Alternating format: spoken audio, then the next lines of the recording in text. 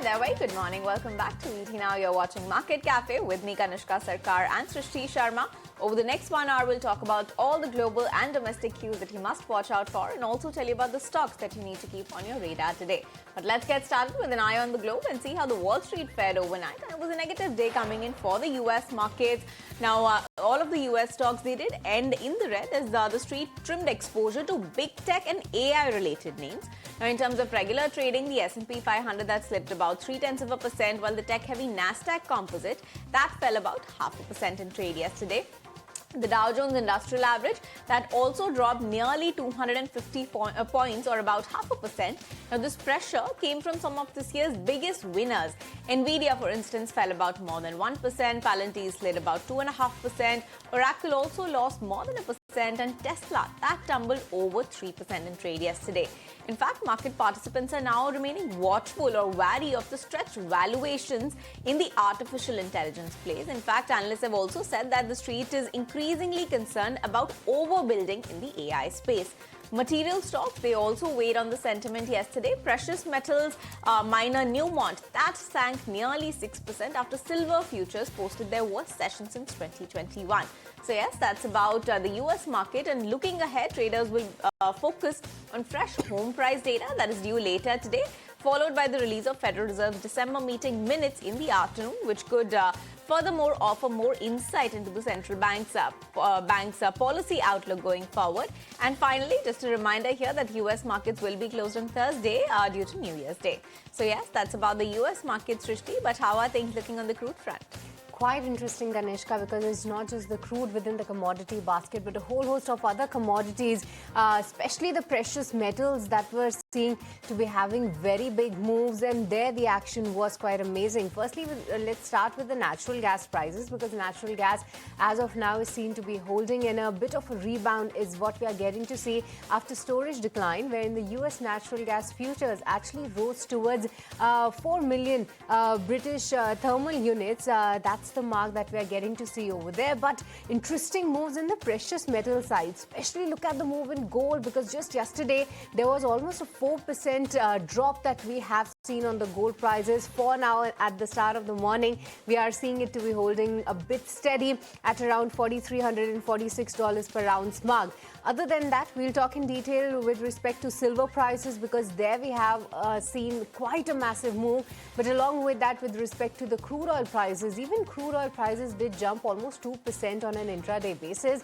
Now, crude prices were seen to be steady amid that whole Russia-Ukraine tensions. There's Venezuela that is reportedly shutting the wells in a key oil-rich region.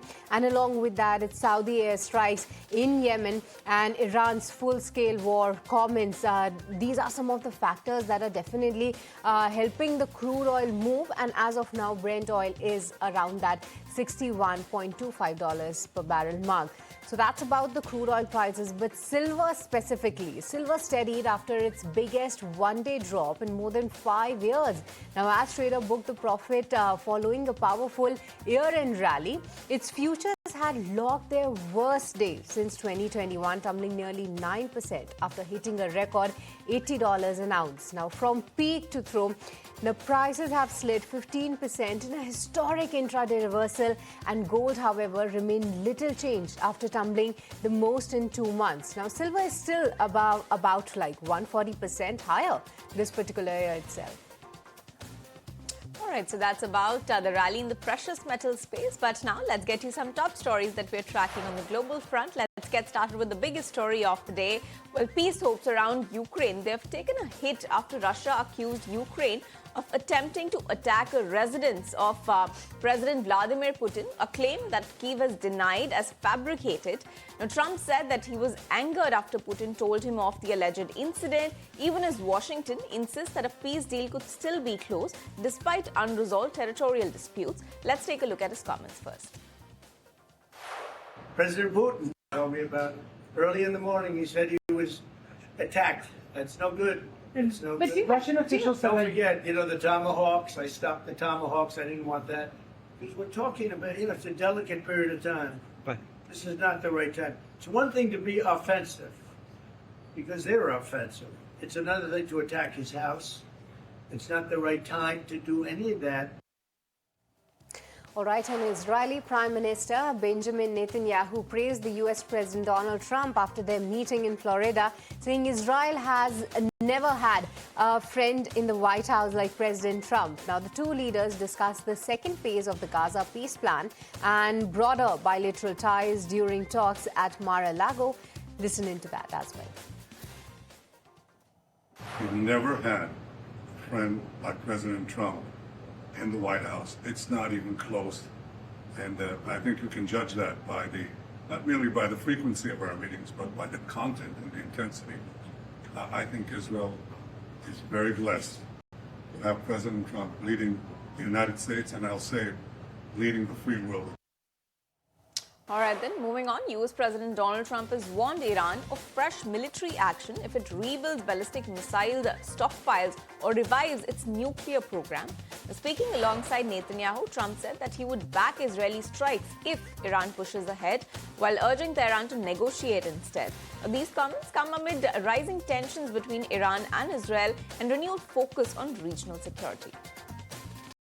And Trump has renewed his threat to sue Jerome Powell, accusing him of gross incompetence over renovation costs at the Federal Reserve's Washington headquarters. Speaking in Florida, Trump said he plans to announce his choice for the next Fed chair in January, signaling a fresh escalation in his long-running clash with the central bank.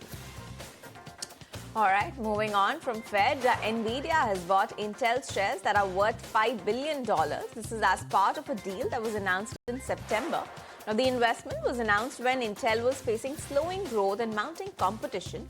US antitrust agencies had cleared the investment earlier in December, and under the new agreement, both of the companies have agreed to collaborate on co-development of custom chips for data centers and personal computing. And SoftBank is buying US data center investor Digital Bridge for $4 billion, doubling down on artificial intelligence infrastructure. CEO Masayoshi Son has said that the deal strengthens the next generation AI data centers as global demand for compute, power and connectivity surges. Now, the acquisition at a 15% premium is expected to close next year. All right, from global stories, let's shift focus to the quick commerce space and consumption space for that matter. And 2025 really marked a turning point for India's consumption story. Quick commerce became habitual, driving nearly half of festive buys, while Tier 2 and 3 cities powered the next leg of demand. But what do these trends suggest for the upcoming years? Snehi is here to get us a snapshot. The consumption space has been a very exciting space to look at in the year gone by. Some of the top themes in the consumption space this year have been quick commerce, the penetration that we've seen in Tier 2 and 3 cities, the D2C consolidation, leadership-driven strategy shifts, GST reforms, premiumization, omni-channel and experiential retail, tech and data-driven consumption, and of course, towards the fag end of the year, the wedding and the festive season led upsurge in demand and sustainability and health awareness. These are some of the top themes that stood out for us in the year gone by when it comes to the consumption space. Let's start by talking about the need for instant gratification, which is the increase in the adoption of quick commerce that we've seen in the year gone by. Quick commerce drove 45% of festive purchases this year. Tier 2 and 3 have seen instant uptake of instant delivery services. Quick commerce has aided daily consumption behavior in segments like groceries, personal care, ready-to-eat, electronics, beauties, and a whole host of other categories. Existing players like Blinkit, Instamart, and Zepto saw more competition from the newer challengers like Flipkart Minutes, Flipkart Quick, Amazon Fresh, their pilot, Tata New Quick Commerce, and Tata Click, and of course Myntra's M Now. So lots of excitement and lots of exuberance in terms of competition in this space as well. Talking about the way some of these quick commerce and instant food delivery companies have performed, Swiggy and Zomato's QIPs, both of them were instantly subscribed, showing that there is confidence in this space. And remember, most recently, Zepto has also filed a confidential IPO worth 11,000 crores. Shifting focus, talking about the next big theme, the changes in the corner office. HUL MD and CEO Rohit Java was replaced by Priya Nair with effect from 1st August. Britannia MD and CEO Varun Berry quit the company after 13 years, and ex-Birla Opus CEO Rakshit Hargave came on board. Nestle, let's talk about that. The chairman and MD Suresh Narayanan, he retired after 26 years of service, and Manish Tiwari took charge from 1st of August this year. for Titan. Mr. C.K. Venkatraman will be leaving after 30 years and Ajay Chawla will be taking charge from the 1st of January. Diageo India, MD and CEO Hina Nagarajan left after 4 years and Praveen Someshwar took effect on 1st of April this year. And lastly, DMart, MD and CEO Neville Narona was out after 20 years of service to the company and Anshul Asawa took charge from the 1st of February this year. So these are some of the top management changes that stood out to us. Next up, let's talk about the next big theme in the consumption space, and that is D2C acquisitions. The big guns went shopping this year for sure because HUL in April acquired Minimalist for about 2,700 crore rupees, a big deal over there. ITC in April 25, they increased their stake in Mother's to 49.3% worth 81 crore rupees. Marico acquired True Elements in September. Godrej Consumer acquired Mustaq for 450 crores in November this year. The most latest one, Honasa Consumer acquired 95% stake in Reginald Men in December this year.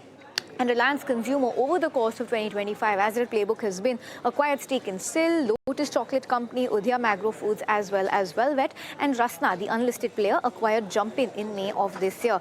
Lastly, let's talk about the big reset in consumption on the back of the GST rate rationalization that we saw in September 2022. That's when it kicked in, 22nd of September, that is. Consumers temporarily deferred purchases until after September 2022, and that saw a little bit of a blip in second quarter sales. There's been a significant cut on GST for hair oil, shampoo, footwear, AC, so across the spectrum, staples, everyday use items, as well as white goods. And on the back of an antique report, they say that GST-led price reductions are gradually flowing through the retail level and are aiding consumer spending. And price reduction in soaps is supporting moderate offtake as well. When we spoke to some of the white good companies this year, Volta said that GST reduction has improved RAC affordability by 7 to 8%. So that's a wrap on the big consumption trends we saw. GST cuts, management rejig, a lot of D2C acquisitions by some of the large listed players, and of course, the way quick commerce has picked up this year.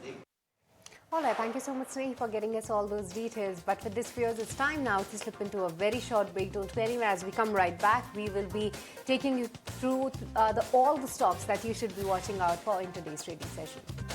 Hi there, welcome back to ET Now. You're watching Market Cafe with me, Kanushka Sarkar, and Srishti Sharma. And it's time now to take a look at how the Asia Pacific markets have opened up. And it's a rather mixed trend coming in for the Asia Pacific front following that muted day of trade that we saw in the US. Now, let's start with how China's Shanghai is doing. It's actually a negative day coming in for the Chinese markets, down about 0.3%, 3,950. That's where the stock is index is trading. So yes, that's how the Chinese markets are trading. Next up, let's talk about Nikkei. Now that's the one that's also trading in the red today, down about 0.1%. Very flattish moves over there, 50,469. That's the level that it's holding on to. But yes, very flat moves. However, if you talk about individual stocks in Japan, now shares of SoftBank Group, they've actually slipped over 2%. This is after the company announced a deal late Monday, that is late last night, to buy a data center investment firm, Digital Bridge, for a value of about $4 billion. This is as part of its artificial intelligence push. And after this development, the stock has slipped about 2% in trade. Other than that, we have Australia's ASX 200, which is also trading absolutely flat. Actually, it's trading close to that 8,725 mark. So good moves over there. If you talk about South Korea's Kospi index, that's actually the one that's trading in the green. It's absolutely flat, but managing to hold on to that shade of green. Hong Kong's Hang Seng index, that's also trading very flat today, 25,660. That's the level where it is at. But yes, managing to hold on to that shade of green, Srishti. But yes, looks like a mixed day of trade on the Asia Pacific front. If you talk about Nifty, yesterday we gave up that 26,000 level, just ending at 25,942. But if you look at what the implied Nifty is suggesting, well, looks like it's going to be a muted start yet again. But let's wait out for how the market reopens. It's a mixed day of trade coming in for the Asia Pacific front, and for now we are expecting a very muted start for the Indian markets as well. All right, so that's about the Asia check. But just yesterday, with respect to our markets as well, we have seen a bit of a pressure. We were indeed trading on low volumes, but along with that, there was indeed a lot of sector-specific action. Let me take it across to Snehi for the market wrap. Well, yes, yet another tempered day of trade, and exactly 100 points lower is where we closed on the Nifty spot, 25,942. So yes, even below the 25,950 mark. So that is something to watch out for. Sensex is also closed with cuts of about 0.4%. Nifty Bank closed absolutely flat, or 0.1% cut, but yes, below that 59,000 mark for the Nifty Bank as well. The broader end of the market was also quite under pressure with a 0.5% cut on the Nifty mid cap and the 0.7% cut on the Nifty small cap. So the trend that we had seen in the previous week of the small cap index doing much better than its peers, that reversed. The cuts were more intensified in the smaller end of the basket. The advanced decline ratio was quite skewed towards the declines. Let's talk about some of the top Nifty gainers. Tata Steel, Tata Consumer, Asian Paints, Grasim, Nestle, HUL. So a bunch of these metals as well as consumption names did well. On the flip side, deep pressure on Adani Ports, Power Grid, HCL Tech, Trend. So it's actually been a mixed bag and a mixed sector churn that we've seen in the trading session. Let's talk about the sector churn at that. You had some of the media stocks that did well, but it was FMCG that brought color back to the market with names like Emami, Tata Consumer, Marico, Nestle, all of them doing well. But then you had PSU banks absolutely flat, and the cuts started to intensify from metal, pharma, auto, energy, realty, and Nifty IT being the top sectoral loser, with HCL Tech, Emphasis, Persistent, and despite that big deal coming in on Coforge, that stock also didn't do all that much. From Nifty 500 group of stocks, it was names like HEG, HFCL, Shipping Corporation, Emami, Motherson Sumi Wiring that did well. On the flip side, massive profit taking was seen on some of the railway names that were up in a bust throughout the course of last week. So IRFC was lower by about 5.5%. RVNL saw a 5.25% cut. Some of the shipbuilding stocks also did not do well. But while we're talking about these themes, the big news of the day was the DAC, the Defence Acquisition Council, green lighting the 79,000 acquisition plan for some of the defence companies, but the market had largely priced in that exact amount of 79,000 to 80,000 crores and absolutely no action on the big defence beneficiaries as well. So that was the texture of the market. We saw some massive block deals happening on ITC, Honasa Consumer, and wherein for Honasa Consumer it was actually the promoter Varun Alag who's bought a 0.5% stake in the company. So that was revealed in the market as well. But all in all, absolutely tepid day of trade. We're looking ahead at the last Nifty expiry of the year and of course the monthly expiry as well. So we'll be bracing ourselves for that. But other than that, a 100-point cut on the Nifty spot. All right, so that's about the market wrap from yesterday. But let's look at which are the stocks that could be on the move today in today's trading session. And Ishika is here to take us through that list.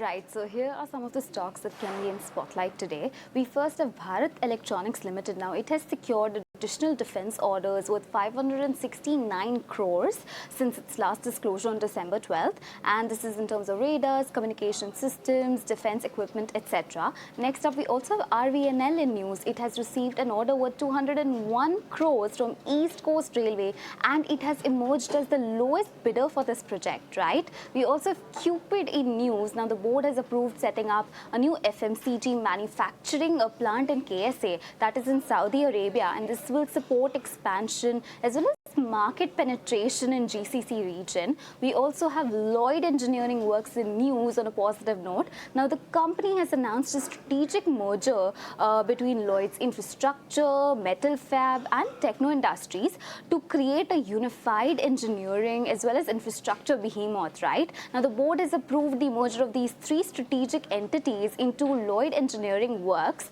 and it will become a provider with a 6,150 crores order book as of H1 FY26. Now, last but not the least, you also have Timex in news on a little negative note. The promoter of Timex Group of Luxury Watches BV of Netherlands has exercised the oversubscription option in respect to its offer for sale. Now, the offer for sale size is now 8.93%.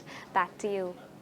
All right, thanks Ishika for that update. But that's not all. Several other stocks that we'll be tracking in trade today. And let's start with the pharma space. Now, Lupin is going to be in focus because it has signed an exclusive licensing agreement with Gun & Leaf Pharma for bofaglutide. Now, this drug is not approved yet. It is under phase 3 clinical trials. So that's the latest update as far as Lupin is concerned. And we'll watch out for how the stock reacts. Next up, we have Honasa Consumer, which is going to be in focus because Varun Alag has acquired 18.5 lakh shares worth 50 crore rupees at a price of 270 rupees per share. So this is also going to be a stock to watch out for. Other than that, we have Nazara Tech, which is going to be in focus. Now this one because SBI Mutual Fund that has sold 2.43% stake in the company for a value of 216 crore rupees. So this is also going to be a one to watch out for. Apart from that, several stocks for which the lock-in period ends today, the likes of Pace Digitech, Ellen Berry Industrial, both of these counters will see their lock-in period end today. So all eyes on that as well. And we have Vari Energies also, which is going to be in focus lastly because it has commenced operation at its Valsad facility in Gujarat. Apart from that, there's also some management rejig. Amit Pethankar has resigned as the whole-time director and CEO of the company, and Jignesh Rathore is going to take over as the new CEO. That's the latest update as far as Vari is concerned. So all eyes on Vari as well. All right, so these are some of the stocks that you should be watching out for. But with this, let's also tell you which are some of the cues that you should be closely eyeing on. And let me once again take it across to Snehi for all the details.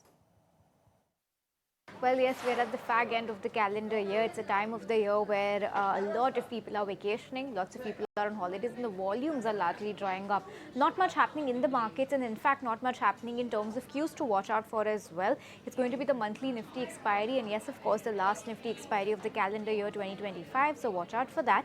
From the US, the minutes of their latest FOMC meeting that was held on 9th and 10th December, these minutes are going to be out, so watch out for the fine print as well. In terms of the action, the primary market, the last main board IPO will be making its D-Street debut. That's Gujarat Kidney and Speciality. So watch out for that as well. And lock-in period is going to be ending for some of the recently listed names like Pace Digitech, where 3% equity comes out of lock-in, and Ellen Berry Industrial Gases, where 17% equity comes out of lock-in. But other than that, nothing much to watch out for. So keep a close eye on all of these cues.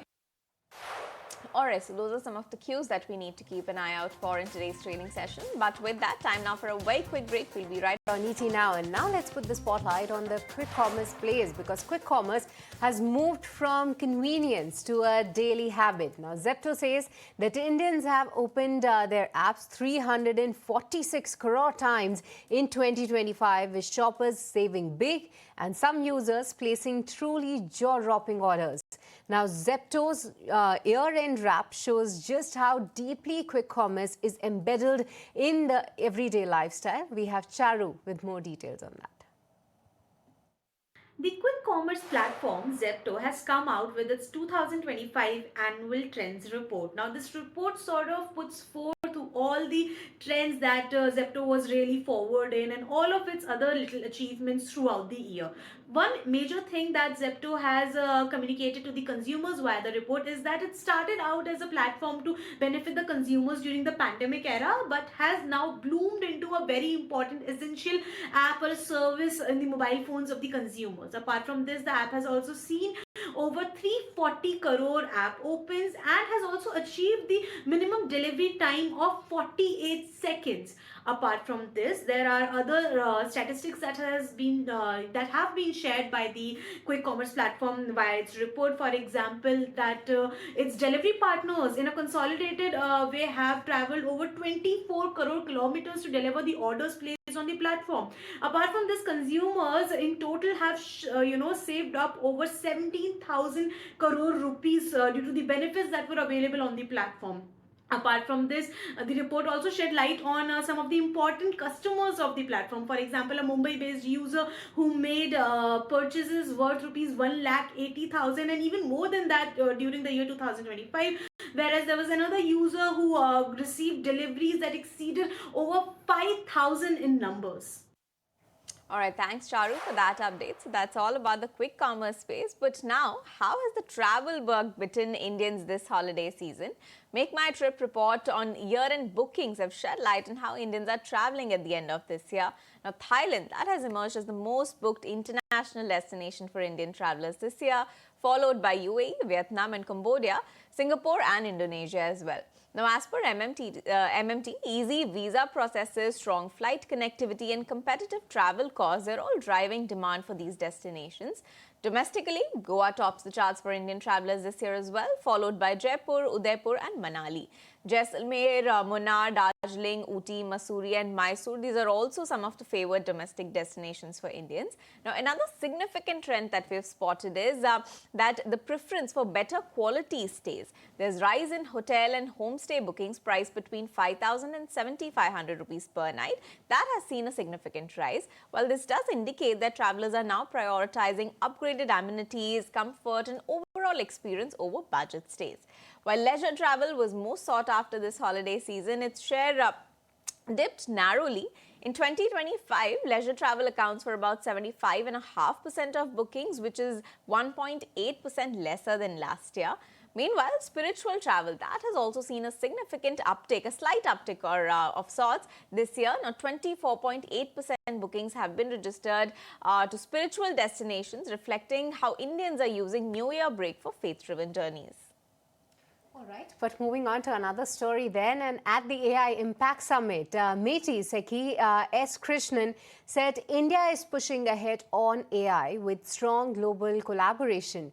He more importantly spoke about Pax Silica, a new global effort to secure critical tech and semiconductor supply chains, which is crucial for AI development, and how India is working to secure a place in shaping that future. Let's listen into more from him. As far as Pax Silica and so on is concerned, that's an ongoing process of discussion between India and the United States. It takes place at multiple levels. It takes place in the MEA. It takes place in the at the NSA level. In addition, there are aspects of that dialogue with which METI is also concerned with, the technical aspects. All right, then moving on, shifting focus, we are learning from sources that the Prime Minister will meet economists and sectoral experts today to discuss the upcoming union budget. My colleague Prakash Priyadarshi is here with the exclusive details. But the Prime Minister will chair a customary pre-budget meeting with the top economists and sectoral experts ahead of the Union Budget 2026-27, a very crucial development coming in. In fact, the Finance Minister Nirmala Sitharaman, along with the Vice Chairman Niti Aayog, CEO Niti Aayog, along with other officials of Niti Aayog and Government of India will participate. In fact, the Prime Minister will seek economists' views on next year budget, which is going to be presented amid complex geopolitical situation, amid global uncertainties, and therefore this meeting is going to be very crucial as economists and sectoral experts may submit their recommendations to the Prime Minister to propel growth. Along with that, the Prime Minister may also seek economists' views and advice on next generation reforms, which has been initiated by the government, and we have seen its glimpse through next generation GST reforms. So this is going to be a very crucial meeting in terms of consumption growth, in terms of domestic manufacturing, and economists and sectoral experts may submit their views and recommendations to the Prime Minister. In addition to that, this meeting holds significance as we are facing a tariff impact as well, and therefore what could be the government's next course of action, government support that could be given to the industry to mitigate the challenges we are facing. These are key areas where discussion could take place, and key economists and sectoral experts may present their views and recommendations to the Prime Minister. All right, thank you so much, Prakash, for getting us all those details. Now let's put the spotlight on Reliance Industries, where the company has denied reports of a $30 billion compensation claim by the government against it and BP. In an exchange filing, the Mukesh Ambani-led firm said that the Reuters report was factually incorrect, adding there is no such claim. Reliance said that the matter before arbitration relates to about $247 million and is sub judice to be decided by the courts. And the report had alleged that the Indian government was seeking more than $30 billion in compensation from Reliance and BP in an arbitration case, claiming the companies failed to produce the gas from offshore fields. All right, so that's the latest update coming from Reliance. But moving on, after hitting 14-month low in October, India's factory engines are revving up, and how? IIP growth for the month of November has come in at 6.7%. That's the highest level seen in 2 years. Now, the growth is a stark contrast from October, when factory output was almost flat at 0.5% levels. Now, the better than expected growth was primarily led by uptick in manufacturing and mining sector. Consumer durables and non-durables, they also saw robust growth. In fact, we caught up with experts. We spoke to Aditi Nair, the chief economist at ICRA, and also Gaura Sengupta, chief economist at IDFC First Bank, to understand what these macro numbers really mean. Let's listen into what they had to say. Consumer durables, I think, is broadly in line with what we would have expected, because we did have a lot of goods just flying off the shelves in the festive season, especially after the GST rate cuts. And restocking was expected to drive the IIP volumes in this month. So that I'm not surprised by. And even on the infra construction goods, couple of things. I mean, definitely we were expecting that after the rains are over, and then after the festive season is over, government capex should be picking up quite a bit. So maybe this is an indication of higher government capex spending. We'll get Government of India's fiscal numbers in a couple of days, and we'll be able to get a sense of how the month of November has moved. Demand indicators for even for the urban area, for example, you look at on the import front, consumer-oriented imports have picked up. You look at even within the bank credit, there has been quite a response to the GST cut. We've seen a pickup in credit card spends. We've seen a pickup in consumer durable loans. So it's basically showing you the impact of GST, as well as larger number of working days that came in November. It augurs really well for Q3 GDP, which is expected to be significantly higher than RBI's estimate of 7%. All right, and the other story is with respect to RBI, as RBI has released a report on trend and progress of the banking in India 2024-2025. And Ankur joins us now with the key highlights and the takeaways from the report. Ankur. Yes, the banking sector remains resilient as per the latest report on trends and progress released by Reserve Bank of India. It has been mentioned that capital to risk-weighted assets ratio of scheduled commercial bank stood at 17.4% if you talk about March 2025, and 17.2% as on Q2 of the current financial year. Similarly, the GNPA ratio has seen further decline of 2.1% in September 2025, but more importantly, the profitability metrics has shown improvement, whereby a robust ROA of 1.4% was there, and ROE stood at 13.5% as on March 2025, and in H1 of FY26, the ROA stood at 1.3% and ROE at 12.5%. And similar has been the case for NBFCs as well, where the double-digit credit growth with strong capital buffers are seen as per the latest report. And interestingly, there is also data which has been given in different sectors, including the ATMs, where the slight decline is there. But overall, if you talk about NBFCs, banks and urban cooperative banks, it remains resilient as per the latest report. All right, so that's the latest coming from the banking space. But moving on, in a major boost to the defense sector, the Defense Acquisition Council, or the DAC, chaired by Rajnath Singh, is accorded acceptance of necessity. That's the category for various proposals of the three services, amounting to about 79,000 crore rupees. Prakash filed this report earlier. Let's take a look. Well, in probably last meeting of 2025, the Defense Acquisition Council has approved the proposal worth rupees 79,000 crore to improve the capabilities of Indian Armed Forces. So very significant development coming in according to the government. Proposals related to procurement of loiter munition system, low-level lightweight radars, long-range guided rocket for Pinaka MRLS, integration drone detection and so on have been approved for the Indian Army. When it comes to Indian Navy, the DSC has approved high-frequency software-defined radios manpack procurement, leasing high-altitude long-range, and procurement of remotely piloted aircraft system have also been approved. Along with that, We have automatic takeoff landing recording system, Astra Mk2 missiles, full mission simulator, Spice 1000 long-range guidance kits have been also approved by the Defense Acquisition Council for Indian Air Force to improve their capabilities. A very significant development coming in, and most importantly, these proposals have been approved under acceptance of necessity category. That means emergency procurement will be made, and 90% of the procurement will be made through domestic defense sources.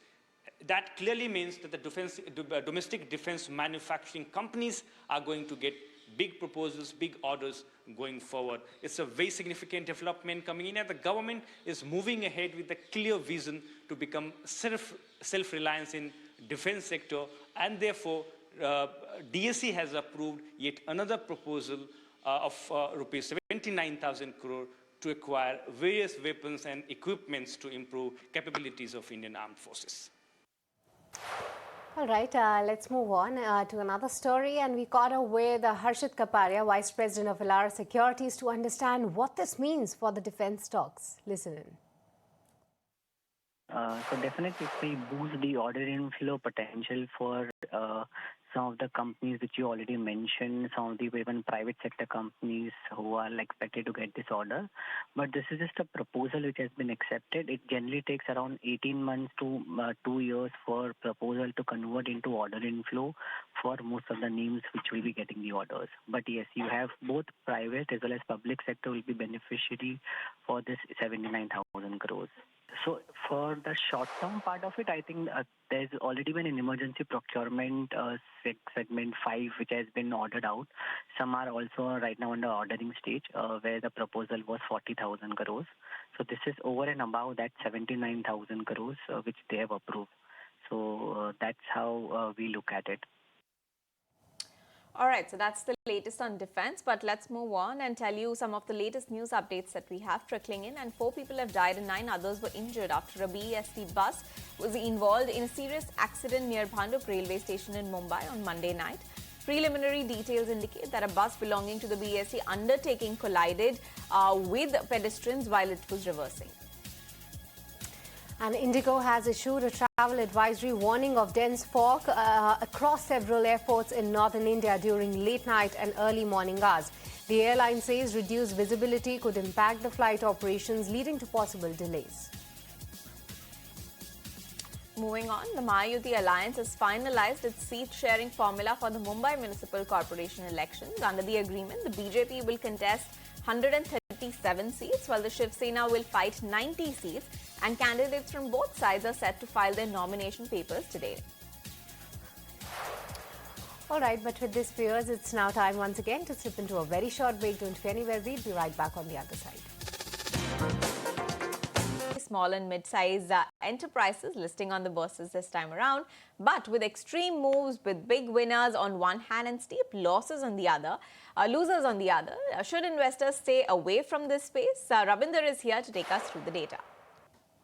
Well, as in the year 2025, the SME IPO market witnessed a record 267 IPO launches, raising over 12,000 crore during the year, and the listing day performance, however, remained mixed, with 125 IPOs delivering gains on the street, while 131 IPOs ended their listing day in the red. And as a result, the average listing day gains declined to approximately 12.6%, the lowest level since 2020. And over the course of the year, nearly 130 IPOs has more than half of the total issue are currently trading below the IPO prices. And on the listing day gains, the top gainers included Luxury Time with 99.5% return on the listing days, which is followed by Current Infra Project and L&T Elevators 90% and 83% respectively.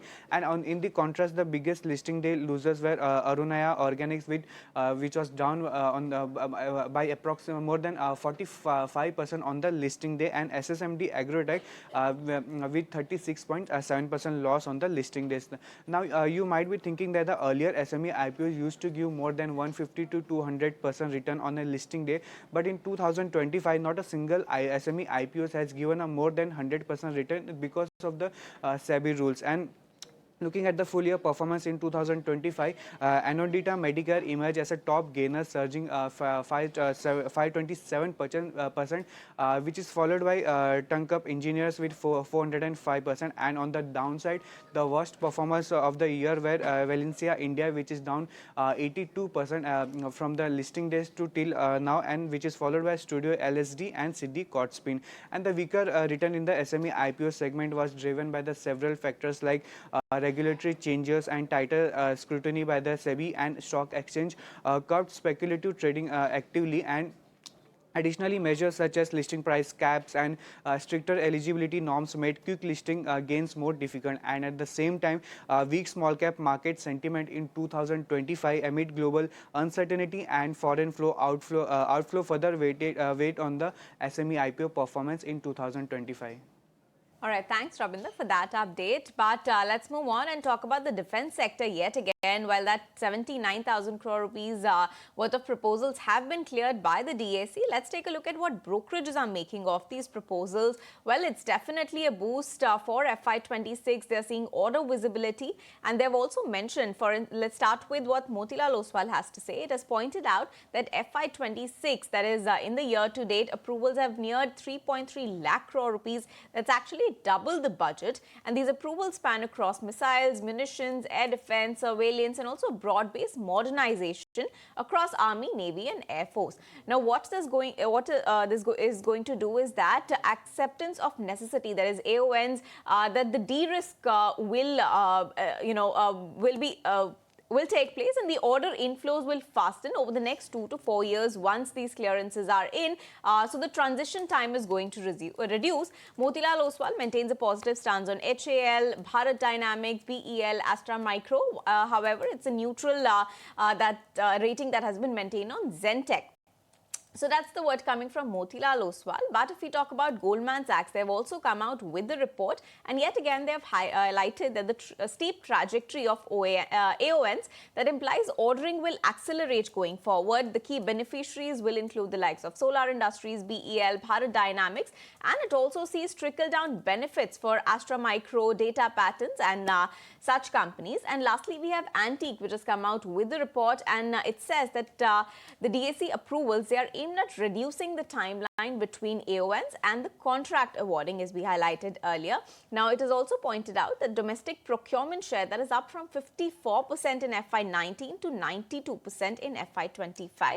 So yes, that's the outlook going forward. And with respect to FY26 budget, they've said that they are expecting double-digit capex going forward in the coming year. So yes, a very positive outlook as far as the defense sector is concerned. All right, let's watch out for that. But with this, let's put the spotlight on one of the most happening sectors, because that's metals. And from metals to macros, 2025 delivered the market shockers.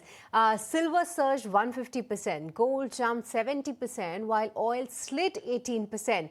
The rupee, on the other hand, weakened to 90, even as the dollar index fell 10%. But what are the charts that shook the markets? Ashesha takes us through that. Ashesha.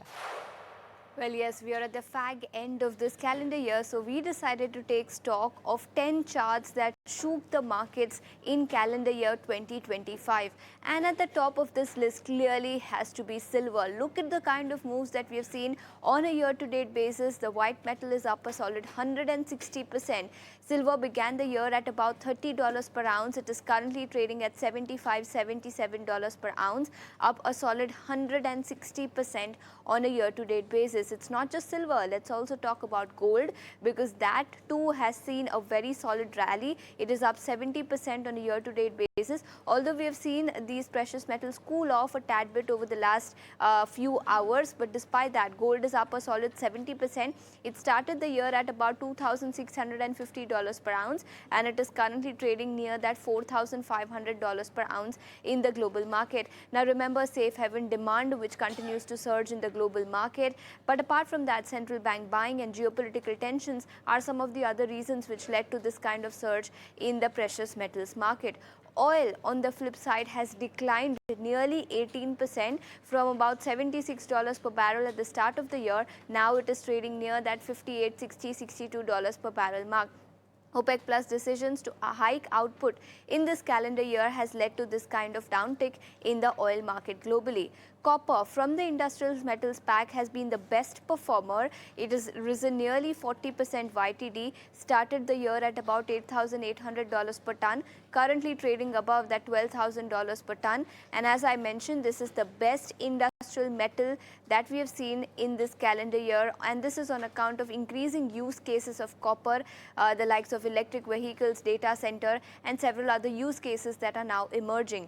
Rupee, meanwhile, has depreciated 5% on a year-to-date basis. At the start of the year, rupee versus the dollar stood at 85.7, and now it is above that 90 mark. So clearly, we have seen some kind of depreciation as far as rupee is concerned.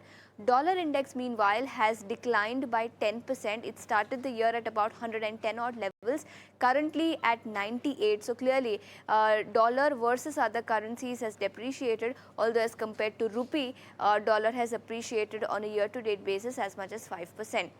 Let's also talk about some interesting figures that moved the market this calendar year. First, of course, is FII outflow, and foreign institutional investors sold shares worth about 2.72 lakh crore rupees. We have seen some bit of buying off late in the last 10 days or so, but other than that, we have seen FII exodus all through this calendar year. Global rate cut pivot, that was another important factor that moved the market. Federal Reserve cut interest rates by 75 basis points, and RBI cut interest rates by as much as 125 basis points in calendar year 2025. That was a big move, and this trajectory of monetary easing is likely to continue in calendar year 2026 as well. India Volatility Index, meanwhile, is at the lowest level since 2008. That was the biggest financial crisis that we saw. At the beginning of this year, Volatility Index stood at 14.5. Now it is sub that 10 mark, which means it has declined by nearly 35% on a year-to-date basis. India GDP, meanwhile, continues to repeat solid performance. In fact, the GDP in the second quarter of FY26 stood at 8.2%, which is the best performance that we have seen in the last 6 quarters. And RBI also went ahead and increased their GDP forecast for the full year. Meanwhile, let's also put the spotlight on the factors that you need to watch out for as we head into the next calendar year. As far as global factors is concerned, geopolitical developments will be one important factor. Fed action, earnings recovery, FII flows, and consumption demand within the domestic market. So yes, these are some of the important factors that you need to keep an eye out on in calendar year 2026.